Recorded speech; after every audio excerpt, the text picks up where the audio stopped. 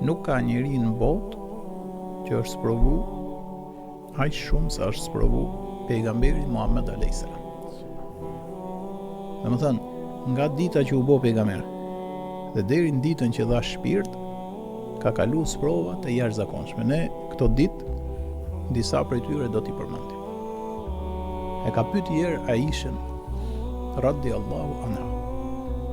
Ka qenë duke bisedu dhe kishte mbaru lufta e Uhudit, ku pejgamberin kishin qëllim për ta vrarë, e plagosën, e derdhën gjakun e tij. Dhe Aisha, mbasi u qetësu situata, e pyet: "O i dërguari i Zotit, a ke pas ditë më të vështirë se të Uhudit?" Kupton që pothuajse po ta kishte lejuar i Madhi Zot, do ta vrisnin.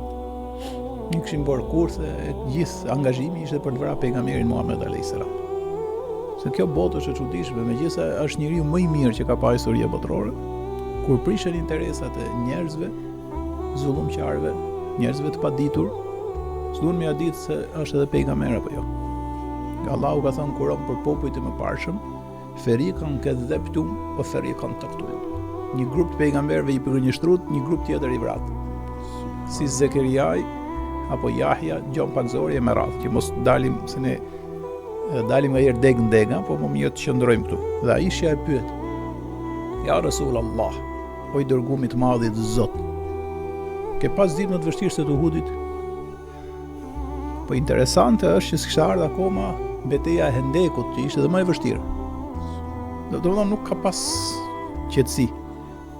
Ne do t'i trajtojmë pak nga pak për të kuptuar figurën e madhe, domethënë gjakun dhe djeshtën që ai derdhi që neve të na vite Islami. Jo vetëm ne, po gjithë botës. Pastaj kush të dëshiroj e pranon, ai që i shkon tituria, i shkon argumenti sakt, se ka dhe muslimanë të çuditshëm që të sjellin Islam që dhe me dashme e pranu se pranon dot. Pra, Zoti do t'i gjykojë njerëzit në gjykimin mbas dijes, informacionit e më radhë. I thot pejgamberi alayhis salam: "A je sprovu ndonjëherë më shumë?" Po, thot. Po. Dhe këtu nxjerrim pa një sprov e cila lidhet me zemrën, me stresin, me turprimin dhe me arrogancën dhe me shpërfilljen. Si i tha Aisha, më shumë se kaq. Se në atë kohë kur kishte ndodhur ngjarja, Aisha nuk ishte bashkëshortja e pejgamberit alayhis salam. Po, tha, më ka ndodhur në Taif. Më e madhe se sa kjo. I thot Aisha, çfarë është ajo? Si më thon, thuaj ca pak gjëra të kuptoj çka ka ndodhur me detaj. Thot o bija e sinqertit. Nga njëri thotë bashkëshortja e dashur, nga njëri thoshte bija e sinqertit, pra vajza e Abu Bekrit sinqert. Ka qenë e bukur jap në të Siddiq. Kur do të më thon fjalë ledhatuese, edhe ti kujtohet edhe babën e mirë e familjes, i thotë o bija e sinqertit. I thot në Mekë ishte koha kur më vdiq Hatixha. Hatixha çfarë ishte për pejgamberin alayhis salam? Suporti shpirtëror. Të paktën kur shkote në shtëpi dhe gjeta atë xhevair, dhe qetësinë që e ndjeu që në fillim kur i erdhi shpallja, paktën në shtëpi qetësoi. E ke parasysh çado që të ketë njeriu jashtë familjes, nëse ka një familje, mos themi tani të mrekullueshme se janë fjalë që i ka kalu koha, po familje normale, që të paktën nuk stresohesh, gjen një lloj breji. Allahu madhnushëm ja mori. I ndroi jetë, se ishim të fol vetëm për fëmijët, tani po dalim ke bashkëshorti. Suporti shpirtëror ja mori Madhi Zot, ndroi jetë Hatixha. Kurse suportin e mbrojtjes ndaj egërsisë dhe dhulmit, padrejtësisë së Mekasve e mbronte xhaja i vet, Ebu Talib. Edhe ai vdiq. Dietarët thonë, deshme i tregu i Madhi Zot që suporti jot shpirtëror dhe suporti jot i mbrojtjes është vetë Allahu Xhelle Xhelalu, Sunduesi suprem i universit. Pra po e farkëtonte dhe po e bënte më të ndërgjegjshëm pejgamberin alayhis salam që sebepet janë vetëm sebepe, po Sunduesi suprem, ai që thotë dhe kur një gjethe bjen ai është në dijen e të Madhit Zot. I vdiqën këto, s'kishte mbrojtje në Mekë dhe nuk po gjente qetësi shpirtërore. Pra kur u kthente në shtëpi ishte vetëm. Pra me fëmijët, po pa bashkëshorten, e cila është suport. Dhe mendoi, ku i rinte mendja pejgamberit alayhis salam? Siç përndante Islamin. Ja ayyuhan nabi, o ti pejgamber, inna arsalnake shahidan, ne të kemi dërguar dëshmitar, wa mubashiran wa nadhira, dhe përgëzues dhe qortus. Dhe thirrës në rrugën e Zotit tënd dhe pishtar ndriçues. E tham edhe në podcastin që kaloi. Dhe përgëzoi besimtarët me shpërblime të jashtëzakonshme. Për këtë ishte për t'i thënë njerëzve që Zoti nuk ju ka kriju juve kot. Ju ka kriju me një qëllim madh për të fituar xhenetin me qenë gjithmonë me të madhin Zot. Ju jeni të krijuar, po keni mundësi të bëheni të përjetshëm. Këtë e thonë gjithë librat e shenjtë, kanë thënë gjithë pejgamberët e Zotit. Këtë se besojnë vetëm ateistët, laikët dhe materialistët e tmerrshëm që nuk besojnë Zot. Kush beson Zot e din që do shkojë ke i madhi Zot dhe do gjykohen njerëzit, do shpërblehen ose do dënohen. Kjo është taksative në çdo libër qiellor që ka zbritur dhe çdo pejgamber e ka sqaruar këtë. Dhe pejgamberi i rritë mendja siç përndate Islamin e bukur. Dhe për këtë arsye harronte edhe vdekjen e Hatixhes, dhe vdekjen e Xhaxhait, edhe çdo gjë tjetër, dhe vdekjen e fëmijëve. Sepse ishte me besim të madh ke i madhi Zot, dhe ne tham kishte takuar Xhebrail Eminin. Edhe i zbriste Kurani famlart. Dhe kishte privilegje në krahasim me njerëzit e tjerë. Ka shkuar nga Mekka në Taif, fshehtas dhe në këmbë. Do shkonte në Taif. Mekasit ishin gati një sebeb donin për ta vrarë. Për ta burgos, për ta syrgjynos, për t'i bërë dëm. Sepse tham, xhaja i vet nuk ishte më mbrojtëse, pra fisi vet. Xhaxha i vet ishte kryetari, si më thon, dhe ai i cili e mbronte. U nis në Taif në këmbë dhe fshehtas. Pse shkoi në këmbë? Sepse bashkë me Zeid ibn Harith shkuan sikur po dilçin në periferi. Për shëtitje, për ndonjë gjë të vogël, pa ai po shkonte, nga që nuk po gjente shpresë në Mekë, tha do shkoj ta shpërndaj ndasht i madh i Zot në Taif. Kjo thojnë dietarët e Islamit tregon ti mund të jesh pejgamberi më i madh që ka bëj sebepet. Ti don të ecësh një jetë bëhesh i pasur, puno. Don të arsimohesh, studio. Sa do besimtari mirë ti jesh, Zoti ka thonë nëpërmjet sebepeve dhe u nis. Dhe kaloi. Kuptohet sakrificën e rrugës, vapa ishte e madhe, me radhë, dhe shkon Taif. Në Taif do takonte njerëzit që drejtonin atje. Shkon dhe troket ke i pari. Pra po i tregonte ai se tani pse ishte e vështirë kjo. Dhe ne do mësojmë që nga herë vujtjet shpirtërore, vujtjet e shpërfilljes, vujtjet kur tjetri të bën arrogantin dhe mendjemadhin janë më të mëdha se sa kur e plagosën dhe deshin me vran luftën e Uhudit. Shkon ke i pari. Troket, delaj, ai e dinte gjendjen e Mekës, ishin servil dhe njerëz të vegjël fare këto që do takonte. Po profeti alayhis salam bonte sebepet. Këto ishin njerëz më të vegjël që kishte pa bota, këto donin sikur që erdhi rasti që erdhi Muhamedi të bëjshin servilizim më të madh ke Mekasit. Disa njerëz katastrofë. Nga këto të vegjëlit që përfitojnë rastin edhe kur është gjë e mirë për të harrit keqen, nuk ka fund vogëlsia e këtyre. Prandaj në histori këto as emri si dihet. Troket ke i pari pejgamberi i madhit Zotit gjithësisë. Dhe i thot ka ardhur të më jepni mbrojtje të shpërndaj Islamin. Ky i pari i thot sikur ti t'jesh në Qaben e madhnueshme, se Qaben ato e shenjtërojshin. Dhe aty të kapësh për robën e saj, për atë që mbulon Qaben, dhe të betohesh aty që je profet, unë kur s'të besoj ty. Ti thu jam profet, unë e gris robën e Qabes, tha. I vogël fare, kupton, pa edukat, pa, sikur po i thoshe do të vras. Kaloi ke tjetri. Ke një tjetër nga paria e Taifit. Kishte ardhur me shpresën mos po e mbrojnë ato të fillonte siç ndodhi pastaj në Medinë. I dyti më ironik se i pari. Tha o Muhammed, zgjeti Zoti tjetër ty të gjeti. Pra ky ishte një materialist, një rob kot, një fatkeqësi e Taifit, i cili se unë tani nga që mërzitem pse janë sjellshëm me profetin, po gjej ca terma kështu të shëmtuar. Zakonisht për shumë shikon në një rrjete sociale se kalove me moment dhe gjena një që shan Islamin dhe kur hyn profil e shef me vete më mirë mos ti kisha hyn profil ta shifsha, më falë. Dhe ky i tha ty të gjeti Zoti, domethënë ti si e pasanik, ti s'ke pushtet. Që profeti je ti? Profet të bonte Ebu Xehli, El Umeje, kupton, të bote në një nga ato zullumqarët e Mekës, ato janë me pushtet, me ato që shef hajër, dhe ato kanë lek. U bone ti. Profeti a.s. normal, se kështë e prit të reagim kaq, se arabët në të kohë e kishin, po jo, të mbroj, si që nodhin me dine, pasaj që dorën ato burrat e mdhej atje, që ne do flasim pa tjetër. Dhe shkon ke i treti, dhe i bonte si i zjut, e do në këshim bo me fjalë, jo që do të ashtu sa u ha fjale që ka arë Muhamedi, ta tallim tani që të fitojmë pikë në Mekë. Mekë ishte kryeqendra, këto ishin si e shkëputur.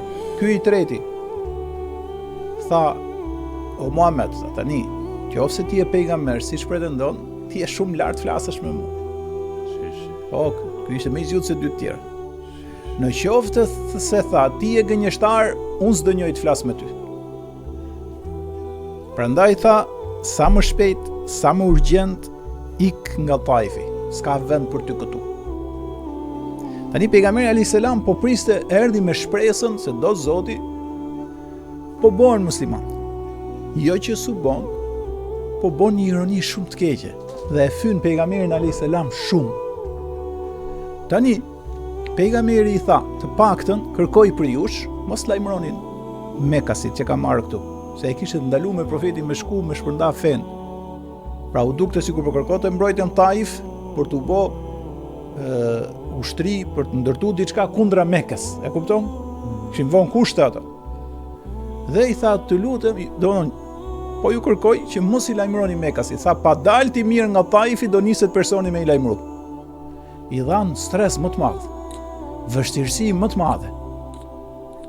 Dhe pejgamberi alayhis salam i dëshpëruar, njeri ka qenë, Zoti shpesh i do fela, yahzunka qawluhum, mos të dëshpërojnë ty fjalët e tyre. Fjalë kishte nga Mekasit, fjalë kishte nga hipokritët Medine, fjalë kishte nga njerëzit që rrethonin Medinën, pra nga të gjitha anët flitshin për atë. Zoti i thote, wa tawakkal ala al-hayy alladhi, mbështetju atij që është i gjallë s'des kurrë. Harroj këto. Qofse të kujtohet sa mi ajet para, duket dy po të ka inna sha'niyaka huwa al-abtar. Armiku jot është i zhduk, është i mbarum, se si kalon vend vetes ai, kurse ti pa lind diellin sabah e përmend miliarda herë në botë. Në bazë të zaneve që këndohen, në bazë njerëzve që falen për muslimanëve, pa lind dielli, Muhamedi alayhis salam është përmend miliarda herë. Këtyre si dihet as emri, këtyre Taifit të janë vegjël fare, po këto zbukurojnë historinë për të pa deri ku shko zullumi. Dhe nuk i mjaftoi kjo, thanë, çfarë do bëjmë tani Muhamedit në i të keqe, të fitojmë pikë në Mekë. Dhe i nxorën njerëzit më të ulët të Taifit, kësaj qyteze, dhe ato që ishin pak si shmendur dhe fëmijët, dhe i dolën pejgamberit në periferi kur po dilte nga Taifi duke e godit me gura. Zejdi, kur e pa vështirësinë e pejgamberit alayhis salam, u mundonte me mbrojt dhe thot vishin gurat si era që i merr degët dhe i lëviz nga një pemë. Dhe pejgamberi alayhis salam e kanë gjakos në këmbët e tij. Dhe imagjino tani forma në shpresa që ka ardhur, forma e keqe që të kanë tallë, dhe përveç kësaj, pse e kishte nisi më të vështirën, përveç kësaj, dalin dhe njerëzit godasin me gurë, të shajnë, të ofendojnë gjitha format, kur s'kishte bo asgjë. Vetëm se donte me shpërndaj islamin, ishte në rrugën e të madhit Zot. Allahu ka thënë Kur'an, wa man ahsanu qawlan mimman da'a ila Allah. Kush flet më bukur se ai që thret në rrugë Zotit. Wa amila salihan, bën punë të mira dhe thot me krenari un jam musliman. Nuk thot i jam musliman. Bën punë të mira, pastaj thot jam musliman. S'ka nevojë me dalë si musliman e s'bën asgjë. Muhamedi alayhis salam i dëshpëruam dhe i gjakos. Më në fund del nga Taifi dhe ecën pak dhe rrugës kishte i kopsht të madh. Kopshti kishte me rrush, me urma, kishte i kopsht i madh i 2 pronarëve. Dhe pejgamberi alayhis salam ulet në cepin e kopshtit për të ndaluar pak për të marrë veten. Zejdi tregon, u qetësu pak dhe i ngreti duart. Tani çfarë ka thënë duan e tij të famshme, po e përmbledh. Gjëja e parë, Zoti im, parashtroi ke ty dobësinë e thirrjes islame që aq sa un kam dobësitë e mia dhe nuk po e çoj atje ku duhet. Zoti i Madh që me nurin dhe ndritën tënde shkëlqen të gjitha errësirat kudo që janë. Ti je, e kemi folë dhe më përpara, Arhamur Rahimin. Kur kemi folë për Ejubin, si i tha, Zot më ka godit smundja, ti je Arhamur Rahimin, më mëshiruese. Këtu e ka përdor pejgamberi alayhis salam. Wa anta Arhamur Rahimin, i ka thonë. Ti je më mëshiruesve. Gjatë lutjes brillante që ka bërë, ka thënë një gjë të madhe. Zot, gjithçka që më ndodhi, qofse ti nuk je hidhuar me mua, un jam okay, un jam i qetë. Un jam pa probleme, mu më kaloj stresi, më kaloj mërzitja, vetëm ti, nga që nuk munda do t'i thras njerëzit në islam ashtu siç duhet, dhe ato s'm pranon dhe unë isha i pafuqishëm, më mjafton që ti mos t'jesh i hidhuar me mua. Ka thonë, lekel udbe hatta tarda. Kjo është fundi. Ka thonë, do të harxoj gjithë jetën dhe energjitë mia derisa ti të kënaqesh me mua. E kupton ku ka shkuar? Domethënë, i kishte heq gjitha këto në rrugë të Zotit, kishte arë në këmbë, vapa, e problemet, e ofendimet, e sharjet, gjakosjet, goditjet me gur, ofendime nga më të ndryshmet, i thoshte sundusit madh suprem. Kjo është ta kuptosh të lidhesh me Krijuesin dhe për njerëzit për ty të jenë njerëz mos t'i japësh vlerë më shumë se ç'meritojnë. Lekel udba hatta tarda. Do shkrihem i madh i Zot, si krijes derisa ti të kënaqesh me mua. Pra nëse këto të gjitha s'kan hidhuru dhe të kanë kënaqë, un jam rrugën tënde, un jam njeriu më i lumtur në botë. Wala haula wala quwwata illa billah. S'ka fuqi, lëvizje dhe forcë vetë se ke madhështia jote. Zeidi dëshmitar. Dy pronar të kopshtit e shohin pejgamberin alayhis salam dhe Zeidin të lodhur në distancë dalloshin gjakun dhe raskapitjen që ato kishin, pra vështirësinë që kishin kaluar. Dhe i thojnë një shërbëtori, dërgoja një pjatë me rush. Ka vende, siç është Taifi dhe disa vende në Arabi që ka një rush shumë të mirë, edhe sot e kësaj dite. Dhe ja çon ai një pjatë me rush. Dhe ja jep. Merr pejgamberi alayhis salam, bismillah. Merë Zeidi bismillah. Ai, ky person, thot, më falë, thot, po, thej një fjalë që s'ja dëgjoj askujt.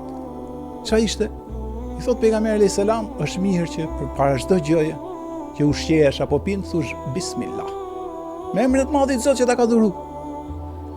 I thot pejgamberi alayhis salam, se ju po qefi që ai erdhi ja solli rushin.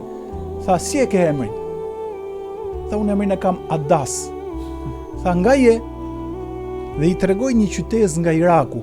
Në atë qytet i kishte treguar Xhebrail Emini, se dinte asnjë nga arabët, që në atë qytet kishte jetuar para shumë vitesh Yunus ibn Meta, pejgamberi i Kuranit. O dhannuni dhahaba mughadiban fa dhanna lan naqdir alayh. Dhe Yunus i thot, e ka qytet dhannun, kur ju vështirësua çështja dhe ai mendoi se do ta tej kaloj.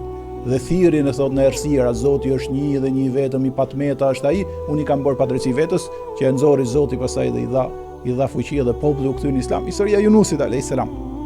Por këtë ishte fjala. Ti i tha, qenke nga qyteza e pejgamberit Zotit Yunus ibn Meta, ai u habit fare dhe u çudit. Tha, e para i thon ka bismillah gjë ndryshe, dhe e dyta i tha, ku e njeh Yunus ibn Meta sa asnjë nuk e njeh ndër arabët. Si mos ta njoh, tha, ai është vllai im, ai ka qenë pejgamber dhe unë jam pejgamber. Dhe i foli Adasit pak për Islam, dhe Adasi nga që i tregoi këto shenja dhe fjalët që dëgjoi ju hap zemra. Ato Taifit ishin zullumqar, ky ishte i sinqert. Ky kishte njohuri nga pejgamberët e tjerë dhe nga besimi dhe nga feja. Dhe ç'a bën? E puth pejgamberin në kokë, se takoi profet tjetër përveç Yunusit që kishte lexu, ja puthi pejgamberit alayhis salam duart. Dy pronarët i thoshin njëri tjetrit e çum normal, edhe u çmend shërbëtori si ne, çum vetëm çoj pistak me rush, ai rrien e puthot person. Dhe e thrasin, shkon Adasi. I than, të dërguam për të dërguar pjarancën e rushit. Ç'a bën? Lujte nga mend? Pse e puth atë person në kokën e tij dhe duart e tij? Kush është ai? Tha, ai është njeriu më i mirë sipërfaqen e tokës, Adasi. I than, kush është ai? Tha, më i miri në sipërfaqen e tokës është ai. Ai është pejgamberi i Zotit, po arabët atëherë nuk dinin, adhuronin idhujt. Dhe e kishin të vështirë ta kuptonin, kurse ai që ishte besimtar, e dinte që ka pas pejgamber përpara, e dinte çka kanë thënë ato, dhe shifte shenjat u bonte shpejt musliman. Dhe pejgamberi alayhis salam, mbasi mbaron qetësimin kopësht, niset me prekupimin si do të hynë në Mekë, sepse e dinte që këto Taifit ishin nis për të dërguar lajm, dhe e dinte që Mekasit do t'i bonin ndonjë dëm. Rrugës vëlla i dashur ja ka mbush krijuesi i këtij universi me gjëra nga më të mëdha dhe nga më të çuditshmet. Rrugës ishte një vend vetëm hapur kështu si shkretir. Ishte diell dhe pejgamberi alayhis salam me Zeidin si një gjigant i madh i pejgamberllëkut, një person i cili në 24 orë në 24 orë e kishte mendjen si do shpërndaj Islamin fjalën e të madhit Zot, për të cilët njerëzit janë kriju vetëm për këtë fjalë, për ta njohur sunduesin e madh gjithësisë, për ta besu, për ta adhuru, për ta ndërtuar jetën me vepra të mira në emrin e Tij, për të fituar shpërblimet e kësaj bote, për të fituar shpërblimet e botës tjetër, për të vdekur me fjalën la ilaha illallah, për të ringjallë me fjalën la ilaha illallah dhe për të shpërblyer me xhenet. Nuk ka mision më të madh se sa ky. Ja më shumë se të gjithë e kuptoi pejgamberi alayhis salam. Edhe me lek mos gabojmë i katëdhjetë. Kur ishte në këtë shkretir, ku shkretir është shumica e vendeve atje, një vend i hapur, pejgamberi alayhis salam bashkë me Zeidin në kulmin e shqetësimit të tij, çfarë do bëj tjetër për të shpërndar Islamin? Allahu Madhnushëm, një nga emrat e tij është Basir, shikuesi çdo gjëje. Dhe thot, tregon dhe pejgamberi alayhis salam dhe Zeidi, siç ishte dielli ishte përvolus, e hapur pas një lloj reje vjen një re e madhe sipër kokës pejgamberit alayhis salam dhe Zeidit. Dhe thot pejgamberi alayhis salam, e kam parë ren dhe aty ishte Xhebrail Emini. Në atë vend dietarët e tregojnë dhe vendi se si është quajtur në dëshmitë e mëdha historike autentike islame. Ka thonë selamu aleikum ja Muhammed, Xhebrail Emini. Xhebrail Emini zakonisht vëllai i dashur vinte për shpalljen e Kuranit, këtë radhë erdhi me një specifik tjetër. Ishte edhe me një engjëll shoqërues. 2 herë ka ndodhur në gjithë historikun. Nëse ka në i tretë unë se di. Kjo që ka ardhur me një engjëll shoqërues dhe ka qenë një herë vëllai i dashur duke bë bisedë të hapur të drejtë për drejtë me pejgamberin alayhis salam dhe është dëgjuar një zhurmë e madhe sipër në qiell, sikur u hap një derë e madhe. Dhe i ka thonë, o Muhammed, a di ç'është kjo? Tha, jo, Xhebrail. Tha, kjo derë që kur është kriju ky univers, nuk është hap në herë, dhe ai engjëll që do të vijë nuk ka dalë në herë, është kriju vetëm për këtë gjë. Dhe thot, ka ardhur engjëlli afër nesh. Dhe ka thonë, o Muhammed, gëzohu me 2 drita, me surën Fatiha dhe fundin e surës Bekare. Fatihan që ne themi për çdo namaz dhe fundin e surës Bekare që është me famë, që njeriu mund ta thotë përpara se të flejë dhe fleni qetë.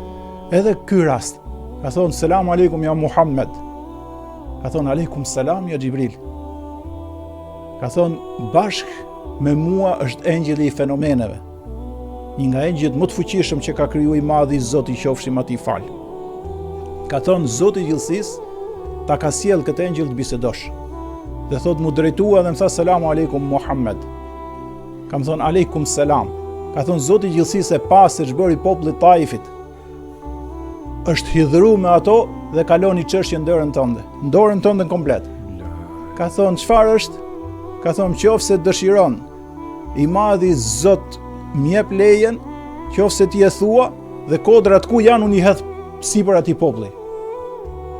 Se kanë derdh gjakun e pejgamberit dhe kanë ofendu pejgamberin e Zotit dhe fenë e tij. Pejgamberi alayhis salam i ka thonë Zoti i gjithësisë wa ma arsalnake illa rahmatan lil alamin. Të kam dërguar Muhammed me tekst kuranor. A di ç'është ky ajet? A di ç'është ky ajet? Ky na njeh që s'është musliman që flet jo dhuna, jo terror, jo ekstremizmi, duhet largu urgjentisht se të mund me ignorancë ky pastaj. Siç ç'a thot Kurani, të kemi dërguar mëshirë për gjithë botrat. Ose në një musliman i çuditshëm që sillet nga herë dhe bën si i dhunshëm me kështu, duhet të largu shpejt se e mbush me ignorancë hapësirën tonë.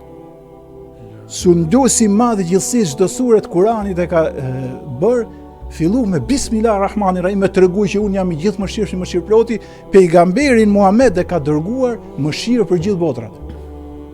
Dhe kur i ka thonë unë nëse ti e lejon, Zoti më ka dhënë leje ta dënoj popullin e Thaifit, ka thonë jo. Se unë dëshiroj që dalin nga pasardhësit e tyre njerëz që adhurojnë Zotin një dhe një vetëm dhe nuk i shoqërojnë atij shok. Këtu Xhebrail Emini është mahnit dhe ka thonë sadaqa men semmake raufun rahim. Ka thonë të vërtetën ai që të ka quajtur i dhemshur dhe i mëshirshëm. Kështu e përmend Zoti cilësitë e pejgamberit ton, i dhemshur shumë dhe i mëshirshëm shumë me njerëzit.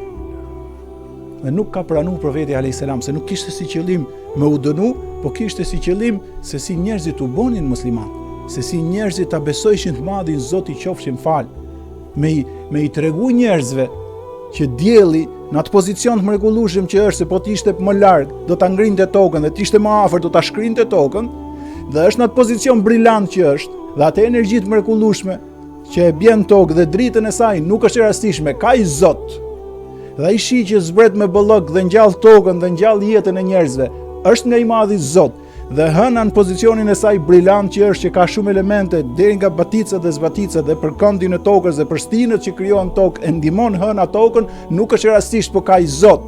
I Zot ka sistemi diellor, ka përsosmëria tokës, kanë 36.000 miliard qeliza që ka trupi njeriu, është galaktika jonë udha e qumshit, miliarda e miliarda yje që ka galaktika jonë, dhe miliarda e miliarda galaktika, sa fuqie e të madhit Zot, hyn ke la ilaha illallah, dhe pejgamberi e kishte misionin e jetës t'ia tregonte këtë njerëzimit. I fali. Dhe i fali.